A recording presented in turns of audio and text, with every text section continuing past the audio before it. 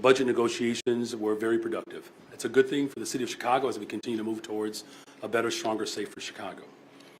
We have produced a number of ideas that has created a level of interest that has been humbling, and I'm very grateful. We have reduced the property tax levy by $150 million.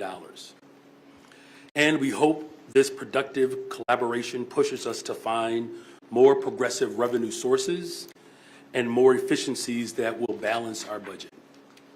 Our doors are always open for dialogue and partnership that will help us balance our budget and maintain strategic investments in people while being financially responsible.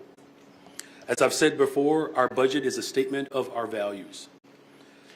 It's how we make progress in our city on behalf of all of our people.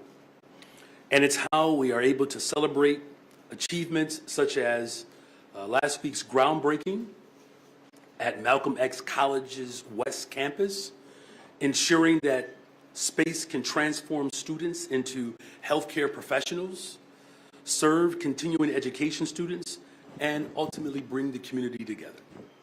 Tomorrow, we'll spend the entire day in the 25th Ward seeing the fruits of our investment, particularly in mental health, local businesses, and infrastructure projects throughout those neighborhoods.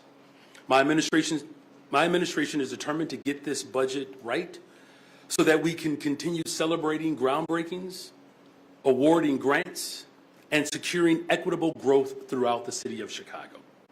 I look forward to continued negotiations between my office and the City Council. Thank you for being here again, and I'm happy to take your questions. One question, one follow-up. Okay. Hi, Mayor. Glad to hear that negotiations are going well. Can you describe for us what kind of personal involvement you have had in these negotiations?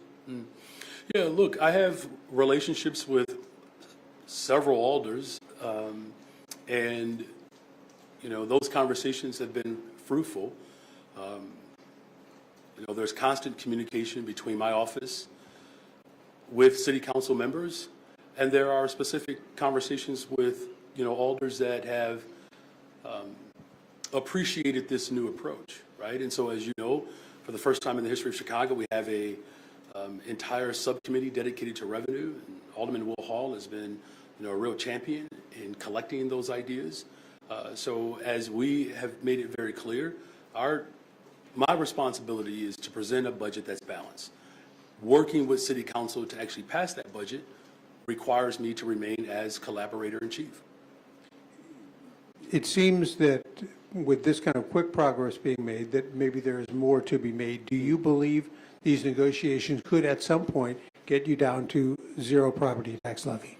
Well, as you know, this is not the final budget. We've reduced the property tax by $150 million.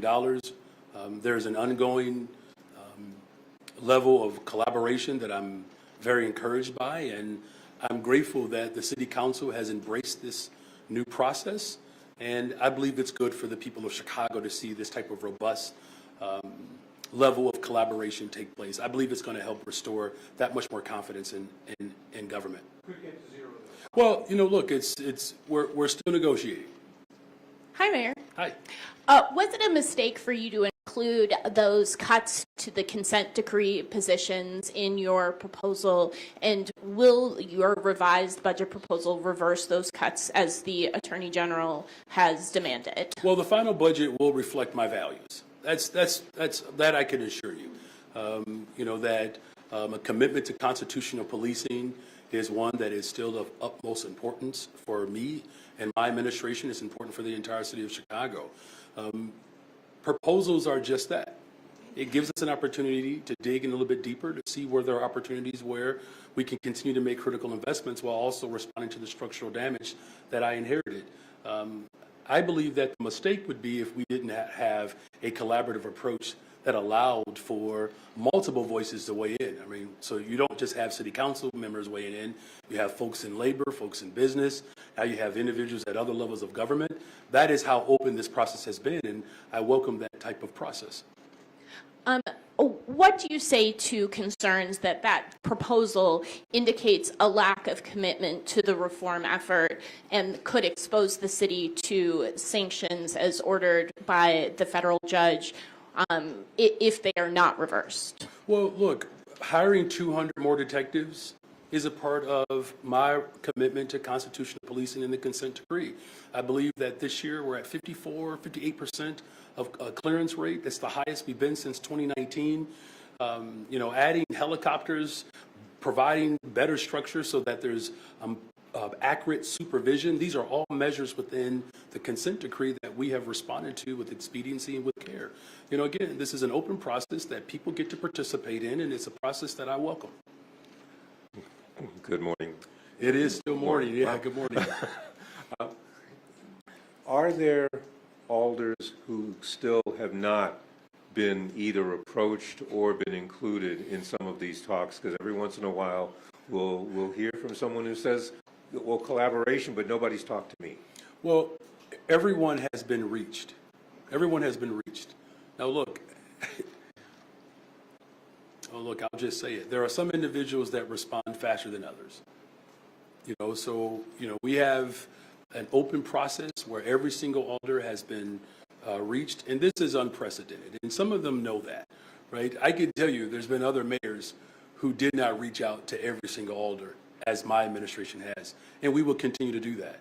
And so if there's an alder that has not gotten back with us yet, they do have some responsibility to show up to this engagement. This is not a one-way street. It's a two-way street, and we fully expect, all of the residents of the city of Chicago fully expect that when the mayor's office reaches out, that is an opportunity for them to engage. And can you highlight one or two of the big ticket items that will make it possible or could make it possible to bring down that property tax hike? And perhaps something that has been brought to you by the alders in the talks you're having. Well, look, as I've said, we've presented a structure and a package that reduces the property tax by $150 million. There are ideas that are coming in. There are a variety of ideas that are coming in, too many to name. And there are many of those ideas, well, I shouldn't say many, some of those ideas have broader support outside of my administration, right? Because you have to keep this in mind. Me having some agreement around some of these ideas is just one step here. Again, this new process allows for other alders to weigh in. So there are some ideas that are coming forward that city council members are not on the same page, right? And so what I have to do is collect all of that information, come up with the right configuration that can be presented to the full body for full consideration. And that process has been, quite frankly, I've enjoyed every bit of it. It's an exciting time for the city of Chicago, and I'm not sure if I'll get a placard for being collaborator-in-chief, but we certainly have created a new precedent that I think will help us build a better, stronger, safer Chicago together. Good morning, Mayor. Good morning. You got here early. Impressive. Thank you. Yes, thank you. I'll do what I can. Sort of along with that question, there's reportedly $128 million in new personal property tax lease on cloud computing, and also $10 million generated by raising the tax on streaming services. We've heard some questions from people in the city about kind of what that would mean. Can you talk about sort of the logistics of those proposals? Well, look, here's the bottom line is that for the first one in particular, it is an opportunity for us to generate revenue from corporations or wealthier spaces, right? Because that's the ultimate goal is to have progressive revenue. Right? We have a structure in place right now that is flat statewide, and that is what has caused the type of economic peril that you're seeing across the state of Illinois and really across the country. So, in terms of the impetus behind that particular one that you're referring to, it's an opportunity to demonstrate again where our values are, that individuals or spaces that have a greater ability to contribute to a better, stronger, safer Chicago, they have to do more. I was wondering sort of if you have numbers about, would people see an X amount of dollar increase on their Netflix streaming, for example, or are there other specifics that maybe our budget friends might have? Chase, if could offer it up. I mean, look, whatever we decide to do, everyone is going to be impacted. The goal is to make sure that youth employment and workforce continues to grow. We have an opportunity to hire up to 30,000 young people for summer jobs. We know that there's a direct correlation between those type of investments and community safety. We're building more affordable homes. That's what's in this budget. We've already built 3,400, many of them west and south sides of the city of Chicago, particularly at a time when the depletion of affordability has just become exacerbated, particularly for Black Chicago. Everyone knows in the city of Chicago, the one group that has not experienced growth, whether it's economically or just in physical space, it's Black families. And so that's in this budget. Behavioral and mental health services, that's in this budget. Making sure that community safety remains a priority. As homicides continue to go down, as shootings can continue to go down, particularly at a time when we know that 38% of violence happens in 5% of the city, primarily where Black families live, right? So where my family lives, quite frankly. So making these investments, that's what's most important. In terms of, you know, the sort of configuration of how it would impact individual taxpayers, we're happy to provide that in the coming days.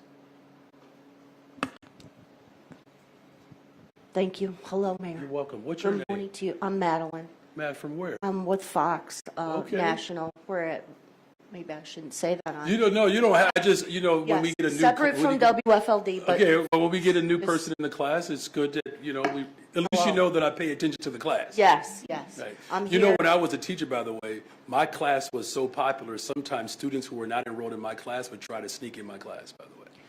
Well, if you But keep you don't doing have to- press conferences like this, I think we're all going to show up in the new year. You want to have one 5 days a week? That's great. We'll be there. I want to read this question. Forgive me for that, but this is for a team. Okay. For my coworkers who are out in the field. I want to make sure I get the essence of it correct. So they're saying, this is about the homeless tent encampment at Gompers Park, and I think there's some concerns, some safety concerns over there from the residents. Yeah. There was a meeting, and the residents say that they were told that there is a plan for the next 5 years with homelessness, tent encampments, these stubborn issues that are hard to fix, and everybody knows that. The 5-year plan was laid out, but what we're wondering is, and they were told that there would be funding, there could be funding for this to help in a big way. Is there no plan to deal with that sooner than the new year, than just vaguely sometime in the new year? Yeah, look, first of all, thank you for the frame of that question, quite frankly. Look, I continue to raise the question around what is it that we have to do as a society to demonstrate that we actually care about individuals who have fallen on very hard times, right? The accumulation of wealth in this city alone, where Black families have accumulated zero wealth over the course of now generations, right? And that people, too many families are a paycheck or an emergency away from finding themselves homeless. 70% of the families who are unhoused in this city are Black families. So this is a critical dynamic that we have to address. This is why we push for a measure. I'm not sure if you're familiar with this, but there's a measure called Bring Chicago Home. That would have raised $100 million to respond to this issue yesterday, quite frankly. Unfortunately, the same corporate interests that got in the way of the progressive income tax that was defeated a couple of years ago were the same corporate interests that got in the way of this particular progressive revenue stream, which would have increased incrementally a tax on transfer of property for individuals that have property that is worth more than $1 million. So 97% of Chicagoans would have received a tax break. Only 3% could have raised $100 million. And so we have to continue that effort to find progressive revenue. As far as how we are responding to it, look, the tent encampments are a problem, right? Because it's not just about the unhoused, it's about the fact that it's an issue of safety. And so, again, unfortunately, because there was significant pushback from corporate interests that prevented this measure from being passed, now it places a great deal of responsibility on local government to create revenue to respond to this crisis. And that's what this budget does. So this 5-year plan with increased resources for the unhoused and homelessness will help us deal with encampments. We're already addressing the one in Humboldt Park. I believe that one is essentially almost cleared out. Is that right, John? Or will be cleared out really soon. And so these are measures that have gone ignored for a very long time. My administration is not ignoring them. And I'm grateful that the people in Gompers Park and that entire community, many of whom voted in favor of Bring Chicago Home. And so that's why this budget and these investments are so critical, because if we were to cut the services that some aldermen are calling for, my chief operations officer is here, the type of cuts that people are calling for in our corporate fund would make it impossible to respond to those measures. That's why we need this budget passed. That's why this budget will be passed with a balanced approach. But that's why this budget includes critical investments to address that issue. Thank you very much. Sure. And welcome to class. Thank you. Hi, Mayor. Hi. Can you talk a little bit about, if possible, what your budget might include to address the new Trump administration and what they might do in terms of immigration or health care, i.e., COVID vaccination shots? Is that something that you're including in the budget? Well, absolutely, we're including protections in this budget around a Trump administration. And I would take it one step further. I believe the question, if I could, would add, what are we doing to protect public education in this budget as well? That's why the TIF surplus, one of the largest TIF surplus in the history of Chicago, to our community colleges, to our Chicago public schools, to county government, to our parks and libraries. I mean, these investments are absolute essential to withstanding any type of barrage from President Trump. His vision for America is antithetical to the vision that I have for the people of Chicago. But in terms of immigration and So I'm going to get to all of it, because Okay. you mentioned immigration, you mentioned healthcare. I'm just adding a friendly amendment, if it's okay. Okay. To education, right? as long as that doesn't count as my second question. Okay, no, it doesn't. That's very clever. Check you out. Well, welcome to honors class. But look, as we work to ensure that we have small class sizes in the city of Chicago, that's a critical investment for Black children in particular. All of the research indicates and tells us that small class sizes impact Black students than any other subgroup. Sports and recreation, sustainable community schools, making sure that we find a diverse teaching force, hiring more Black educators in particular. We know what school privatization has done to the Black workforce. And so protections in our public education system are critical. As far as for immigration, absolutely. We're still a welcoming city. That did not change on November 5th. And it doesn't change based upon who's in the White House. And whether you are seeking refuge from Central or South America or the continent of Africa, this country has to remain a welcoming space for new arrivals and for immigrants. Now, what we do need, though, is real comprehensive immigration reform policy. That is without question. If the president-elect is truly committed to transforming this country, he would work with Congress to come up with a sensible piece of legislation that would provide more border patrol, more judges at the border to be able to respond to asylum cases. What they have done has been the opposite of that. They've tried to create chaos. Keep in mind, you all, it's unprecedented. There was an entire airplane that was sent to our city and sent to the city of Philadelphia, filled with individuals who were asylum seekers. That was one of the most reckless, irresponsible acts that I've seen in government in a very long time. Right? So we will still remain a welcoming city. And same thing with healthcare. Healthcare is a human need, therefore it's a human right. And so this budget certainly reflects those values. And we do have to fight collectively as a state to generate more revenue to protect not just the city of Chicago, but to protect working people. That's what this budget is about, protecting the interests of working people. And that's what we have to do collectively as a city, but we also have to do that collectively as a state. And if you could step back a little bit, what message do you take from the fact that Donald Trump got a majority of the vote, got more votes in Chicago, closed the gap to less than 10%? What message does that send to you about the electorate and what might be happening in the country and the city? Well, here's the large message that I believe in this moment, that there are more people in this country that believe that we have to make investments in education, housing, healthcare, that we have to have immigration policy that reflects our values, that doesn't pit poor people against other people. Just bear with me for a second. As a social studies teacher, I think about the shift west, where Black folks left the South in what was called at that time, I believe it was called Indian territory, right? And entire communities were developed out of this migration shift from the South of Black families. And they were not necessarily welcomed right? I think we all know the story of Tulsa, Oklahoma, right? And so this country unfortunately has a unfortunate reputation of finding a particular group that they are going to decide to demonize. The city of Chicago, we're not like that. We see people for who they are, as human beings, as families. And so the message really has to be, what is our commitment to ensuring that the city of Chicago remains the greatest freaking city in the world? And you know how we do that? By investing in people, youth employment and workforce, expanding opportunities at the community college level, making sure that we're providing more behavior and mental health. We're doing all of that. And I'm glad that we have partners that recognize that the city of Chicago is leading the way. We get to be the example for the rest of the world. We don't have to cower or bend or break to tyranny. We can invest in people, establish an economy that works for everyone while securing and protecting our democracy. And that's what the city of Chicago represents, and I'm glad to be the leader of it. Hi, Mayor.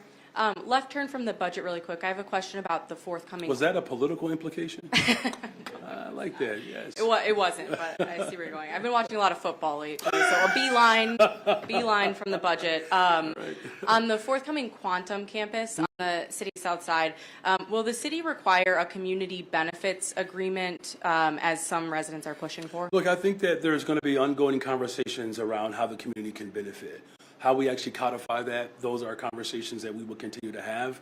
As you know, that I've been, a proponent of such, activity, and I'm grateful that the community is stepping up, saying that this is something that is paramount, particularly at a time when you have such an opportunity, right, for around environmental justice. I didn't mention that too. She should have.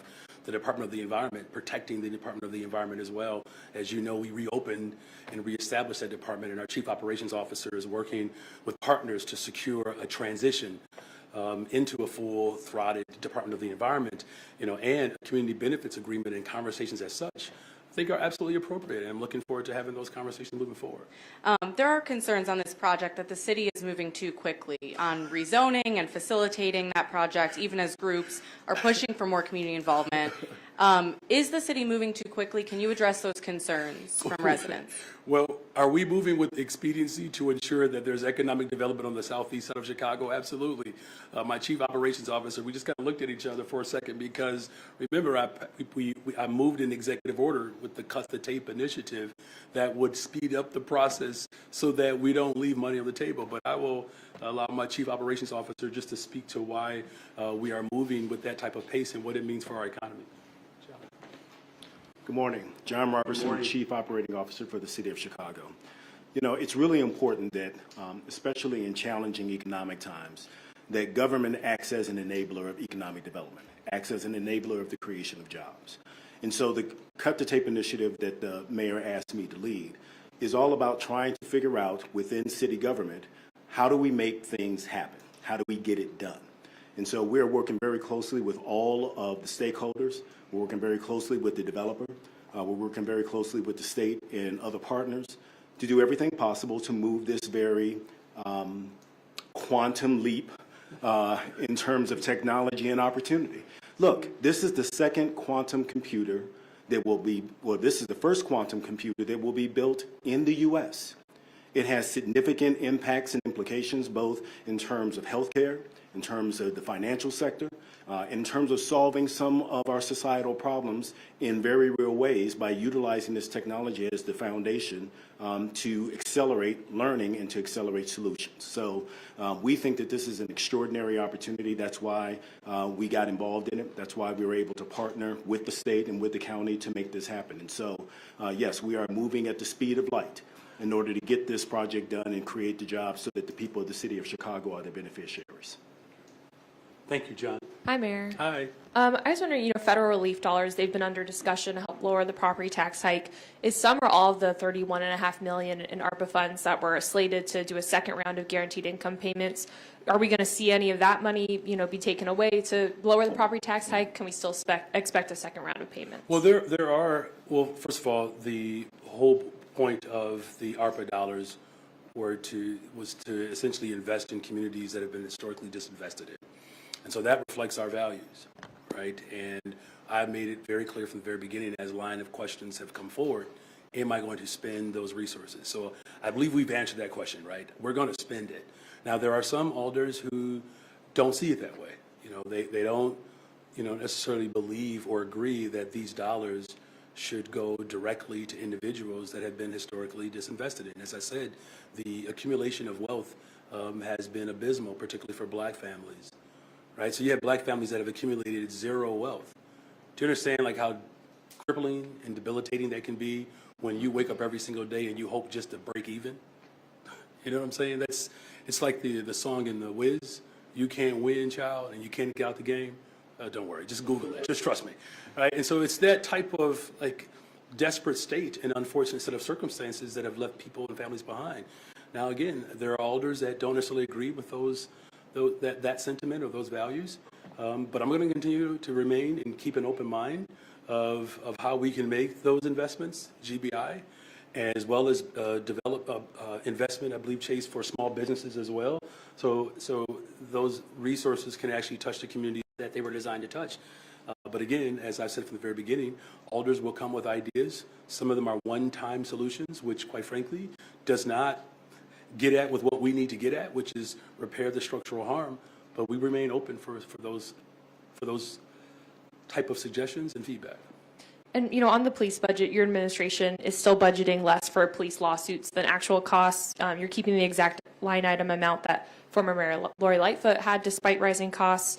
You know, what's the reasoning for that? And what is your administration doing to try and help lower overall the cost of police-related lawsuits? Yeah, my Deputy Mayor for Community Safety is here. I'll let him just weigh in on some of our, you know, larger goals, you know, and look, there's no secret that the amount of money that we're spending on settlement is astronomical, and it highlights a couple of things. It highlights, one, that constitutional policing did not exist, and so now we're paying out settlements that, you know, were a part of abuse cases before, you know, I was, you know, out of high school, right? You know, so what our ultimate work is, our ultimate responsibility, one, is to make sure that moving forward, we're doing a better job of policing in this city. And I believe that transformation is happening, but also working earlier and sooner with some of these cases to be able to not accumulate so much financial weight in order to settle these cases. But unfortunately, you know, states' attorneys of the past were incredibly irresponsible and reckless and heinous. And the city of Chicago has to do its part to offer up reparations in this aspect to black men in particular who have overwhelmingly been targeted by wicked policing. It's why I'm grateful that we've had 8 years of our state's attorney, Kim Foxx, exonerating dozens and dozens and dozens of cases. So that effort is ongoing. Gary, would you like to add anything else to that? Good morning, Gary and Gatewood, Deputy Mayor of Community Safety. A lot of our work is, as the mayor has mentioned, is working to rebuild trust with police and communities. And this goes back to the choice and leadership that the mayor made, you know, appointing Larry Snelling to lead the Chicago Police Department and having a more partnership approach to how we look at safety. Where in the past we have consistently asked police to do entirely too much. Now you see different mechanisms of our work, looking for different ways to work together and building out their trust, and not only with police, but government across the board. It is our hope and our goal that in building that trust and those relationships, we get out of a place where you need to have those settlements, because then you can start having transparent conversations and we can stop some of the abuse and harm that we have seen historically that is not the direction of this administration or the Chicago Police Department. So that's the work that we're doing, and that's the work that we'll continue to do. Easing on down the road to... That's what I'm talking about. I know what you're talking about. And I think Quincy Jones, Chicago native Quincy Jones, was involved. Nice. Okay. Just see why we have an honors history class. That's all I'm asking you all. Good job, Paris. Mayor, so the incoming president has vowed to deputize quote-unquote military assets to carry out his mass deportation plans. As mayor, if the president somehow deputizes military or National Guard on the streets of Chicago to assist in deportation raids, what do you do? Well, first of all, you know, that would be just a horrific measure to take. It would be. And I hope that the president-elect reconsiders that approach. There's no disagreement in this country that we need comprehensive immigration reform. We need real policy. Like, that's what our focus should be on. We can do that, right? We could do that now, in fact, right? It's not too late. So I know President Joe Biden has worked with the Senate. He's attempted to work with the House of Representatives to actually pass something of substance to provide border patrol, stronger border patrol, support at the border, to hire more judges so that we can see asylum cases in an expedited way. There's so many other measures that we can take as a country. One of the things that's important that the people of Chicago know, that we have partners at the state level, at the county level. We're all going to work together to not allow the president-elect to use such extreme measures to respond to this moment. Like, we have to understand that as a society of people, we have to just treat people better. And I'm not saying that it allows for just mismanagement. Certainly we're not doing that here. In fact, when the mission began, there was no plan. We have not had a single bus arrive in the city of Chicago since last December. You know, our population census is under 3,000. 50,000 people have come to this city without federal support. What President-elect Trump can do is partner with mayors like me, who see a pathway forward. We're calling for reparations in Chicago, as well as making sure that we create a shelter system that works for everyone and remain in a welcoming city. We don't have to pit one group against the other.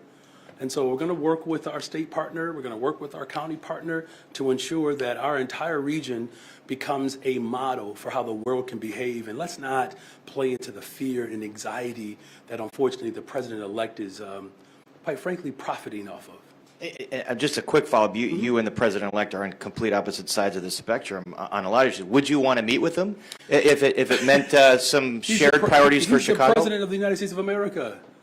You know, I'm not. Look, I've had to deal with brother-in-laws. I'm just saying. You know, it's not a difficult, dynamic to meet with the president of the United States of America. We're not going to meet at Trump Towers, though. All right. Hi, Mayor. Hey. As you have described, creating a more open, collaborative, and transparent budget process this year, what challenges and successes have you found that you will take into next year's budgets that you'll hope to implement? Well, first of all, the success is the fact that we actually have a process now. That is a success, right? Many of you all have covered, city council for some time. You know that there are unprecedented dynamics that are taking place. You all know that. And there are different conclusions that we can come to of why these actions are being had. The way the First Lady describes it, my wife says, I say, honey, you have all these people with all these different ideas, and you're trying to corral people around a set of values that works for everyone. And I'm like, many of them did not have that type of interaction with previous administrations. And she said, well, honey, you inspire people. You bring out the best of people. And that is success. Now, the challenge, of course, is what I was simply alluding to. You have, and I don't know who brought this up. One of your colleagues brought it up about this sort of the configuration of which revenue ideas are you considering, which ones you're not considering. Part of the challenge is that if a group of individuals support a particular revenue idea, that makes sense, that's aligned with my values, but there are other alders on the city council that do not, even though that could be a good idea, it's not just my office that has to be, leading the charge. Alders have to step up and have conversations with their colleagues that historically have not taken place. And so that's where some of the triangulation has taken place. But that challenge will continue to work its way out. As you've already seen, I've reduced the property tax by $150 million. And there are more ideas and more gains to be had. And as you negotiate with alders, many of whom probably share values with their own constituents, how are you making sure that the results of the public engagement roundtables are not left out of the negotiations for revised that's budget? an excellent question. I'm glad you raised that. And, he'll let Chase jump into that as well, because he has had to bear So it's like all of the ideas that come through, they start with me, but that's not where they end up. And so I will let Chase jump in, but I think to your question, here's where there is a unique opportunity, right? Because we've had multiple community meetings and engagement around this budget. Here's what they're saying. They're saying that, Mayor Johnson, your vision to hire more young people, that speaks to the values that exist around the city of Chicago. I don't know if there's anyone saying don't hire more young people, right? Behavior and mental health. There's real commitment in this budget to continue to expand and protect behavior and mental health. The Department of the Environment and even the TIF surplus. We have put more money in our public schools to the TIF surplus as a result of these community engagement meetings, right? So they're already seeing their values reflected in my proposal. Now it's a matter of just collecting those ideas that we can configure that, again, maintain our values, but figure out ways in which we can negotiate the details. But Chase, you want to speak to just the plethora of things that are coming through your department?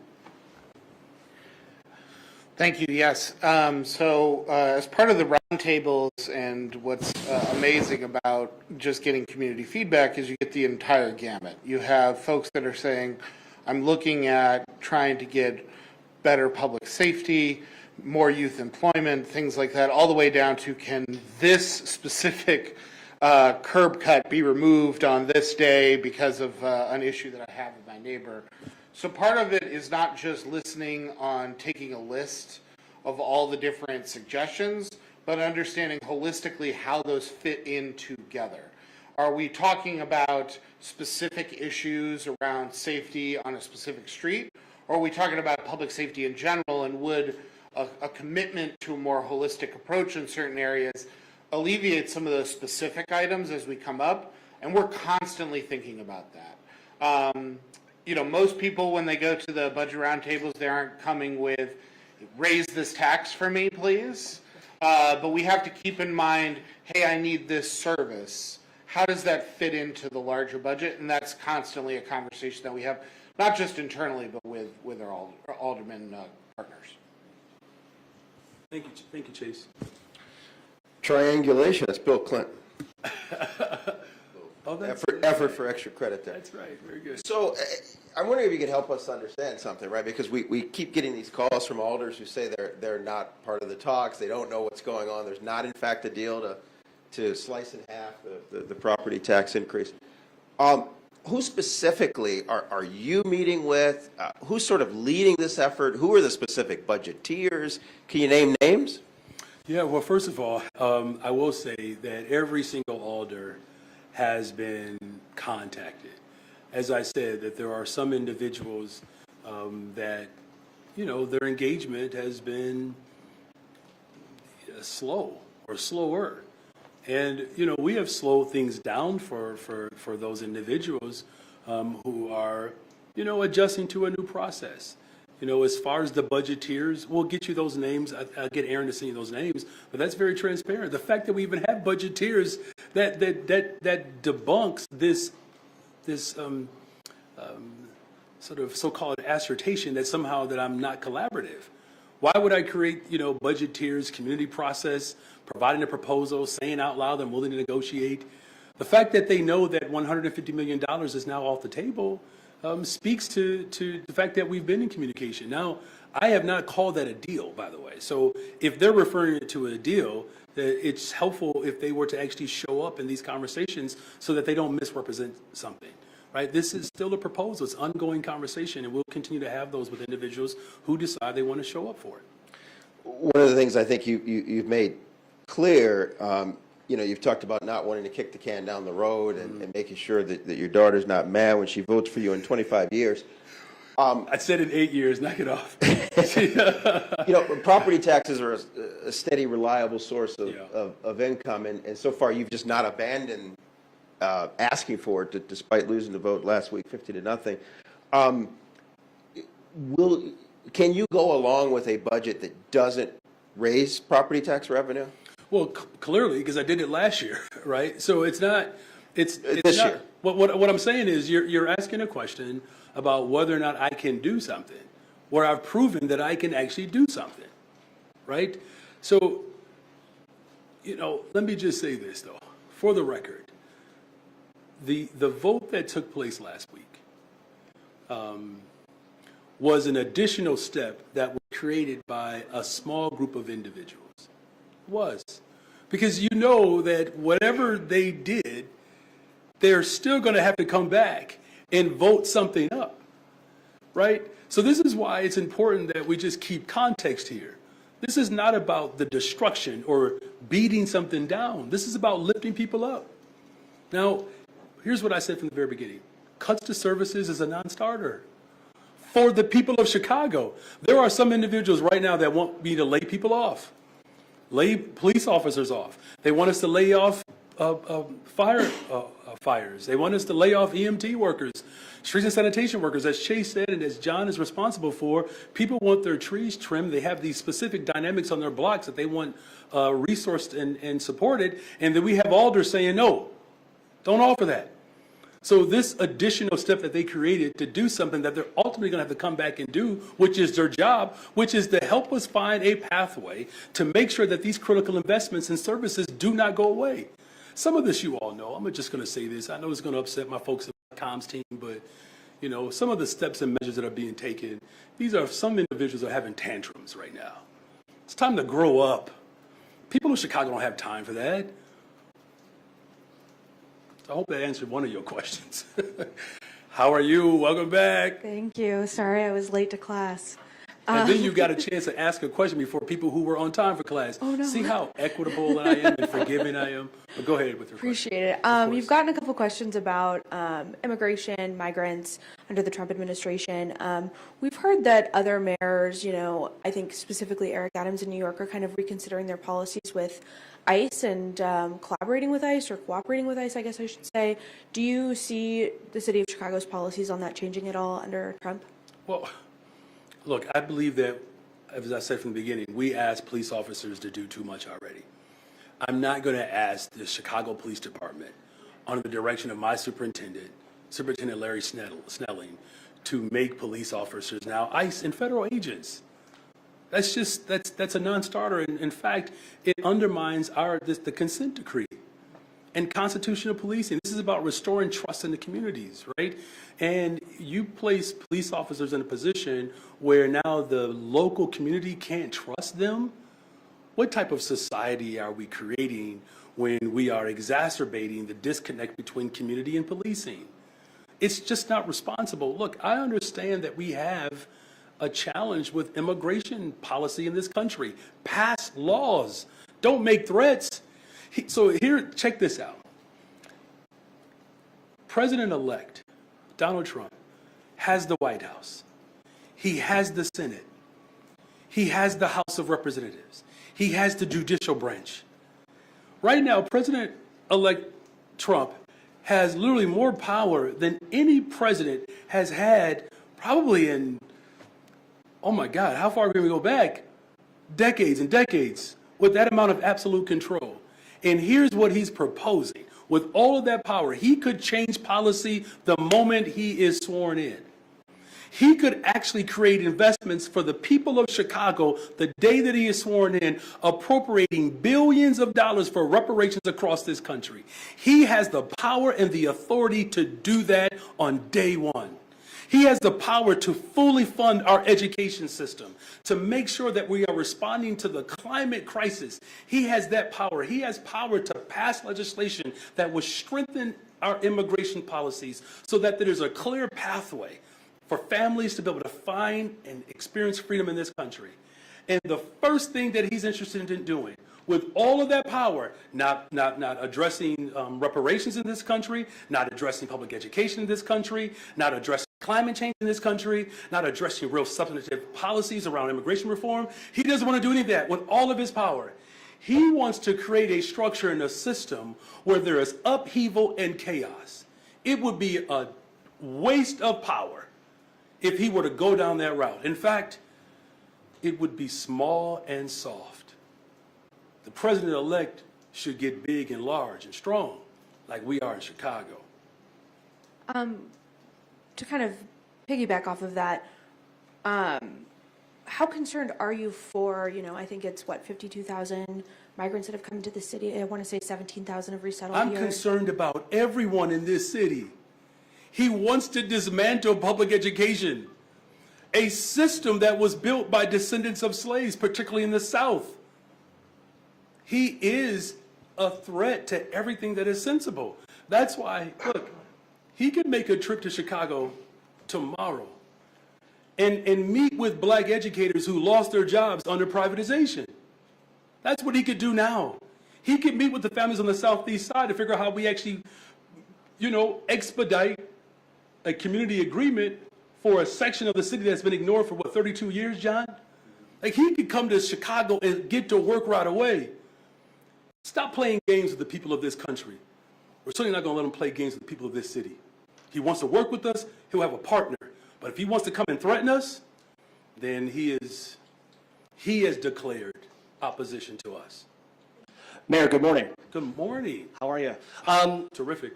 I want to take the teacher-pupil analogy to a slightly different place. Come on with it. You're Come about on. you're AP about, course now. You're just past the first trimester of your term here as mayor.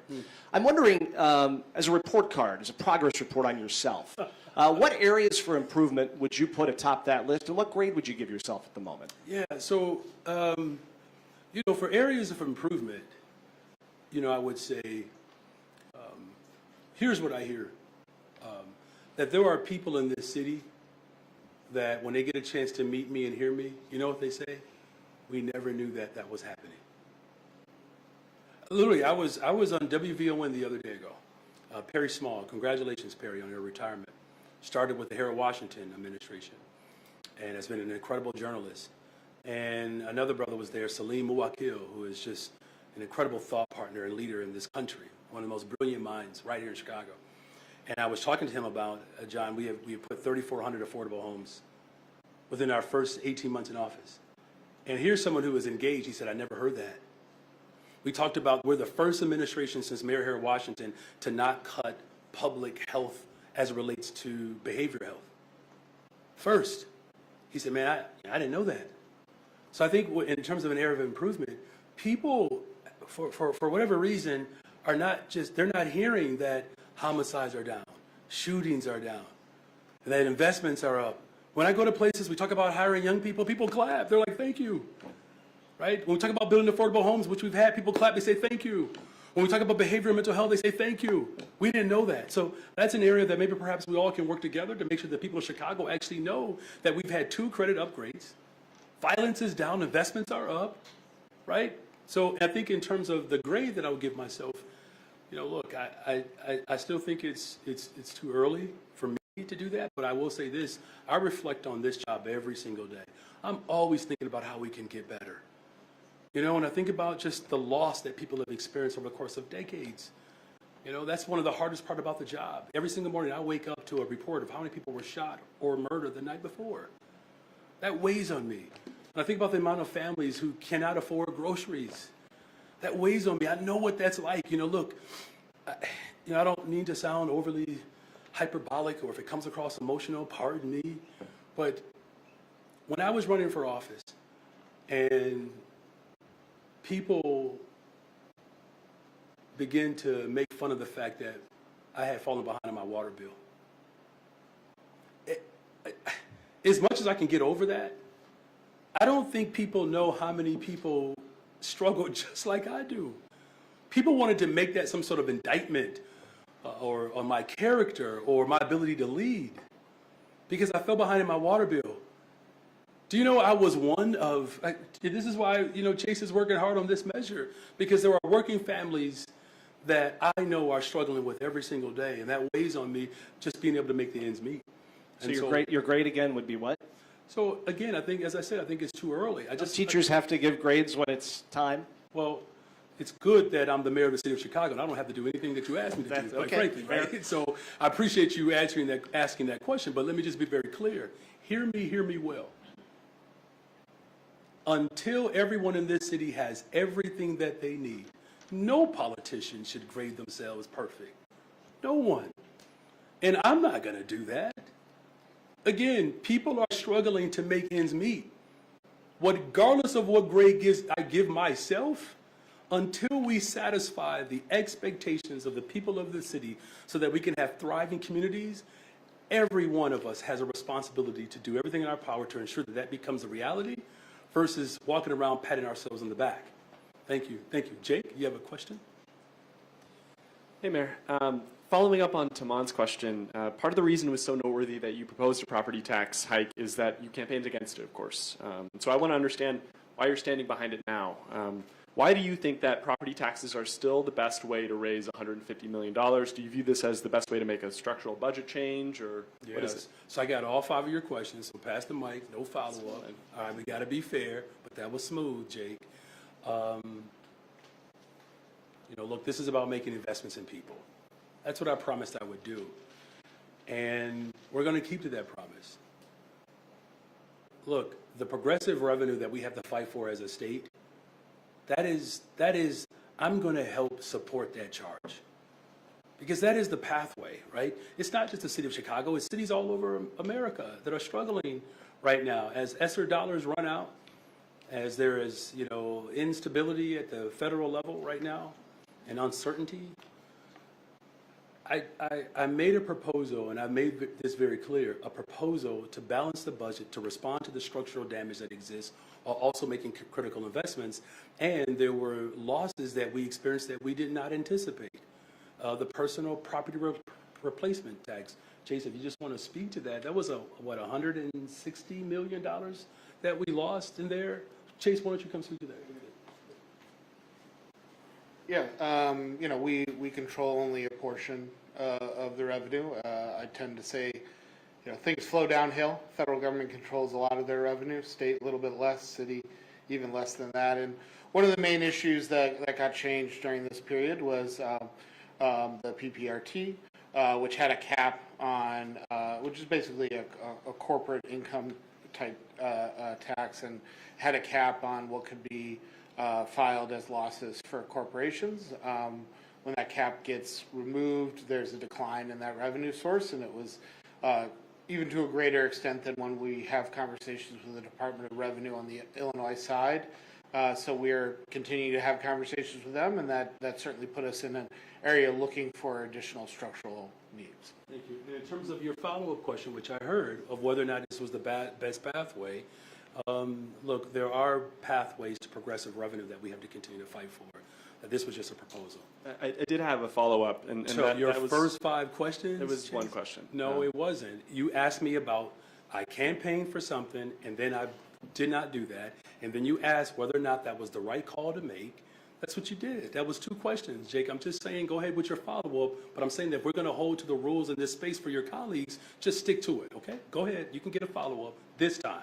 Your chief of external affairs reportedly insists you have 26 votes on this proposal. Who did she say that to? That was reported in the Sun-Times. Who did she say it to? I believe Fran Spielman, the reporter of that story. But you're not sure?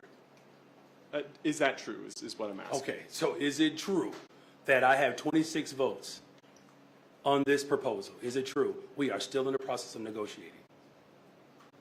Mayor, on the quantum campus, I understand yourself and John are talking about the speed to get the quantum campus itself going, right? I know the developer wants that.